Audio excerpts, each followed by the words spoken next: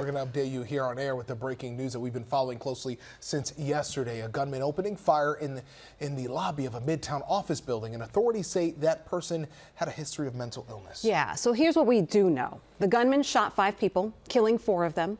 Among the victims, an off-duty NYPD officer. One shooting victim has survived. We're told that they're in stable condition. The good news, though, that victim has been taken out of surgery, so their condition is improving. The gunman shot and killed himself. All right, authorities identified the shooter as 27-year-old Shane Tamura. Surveillance cameras captured what I can't even describe this picture. A gentleman strolling into 345 Park Avenue, wearing a sports coat, sneakers, shades, and carrying an M4 It almost rifle. looks so cavalier. It is frightening to see this and then put it into context. So when you see something like this, him walking casually, then look at the other side of this. Other images show what the people inside that building were dealing with. These pictures show a wall with couches, computers, desks, anything they can do to block and make a makeshift barricade hastily to keep themselves away from the gunman who tried, bursting into rooms around the building. We have team coverage of this breaking news. Kimberly Richardson with more on the gunman and his possible motivations. But we do want to begin with Phil Taitt. He was live at the scene in Midtown. Phil, it's been so difficult seeing all of these images. People trying so hard, desperately to get away from this man.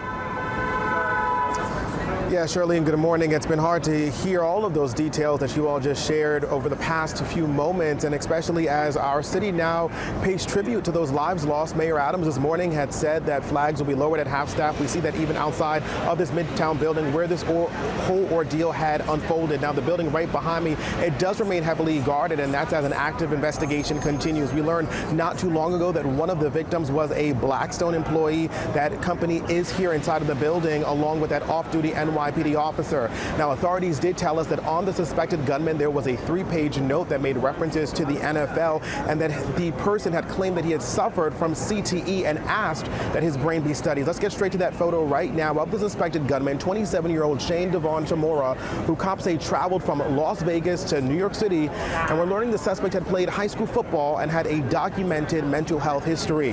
Now, the site of the mass shooting here at 345 Park, home of the NFL and investment company Blackstone, along with several other companies.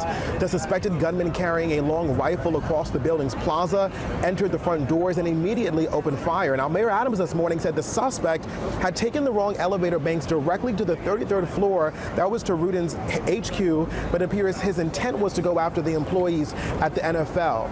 Now, those on the floor he went to locked themselves in a safe room and a bathroom, saving their lives, and he also praised the security precautions that were in place. Take a listen.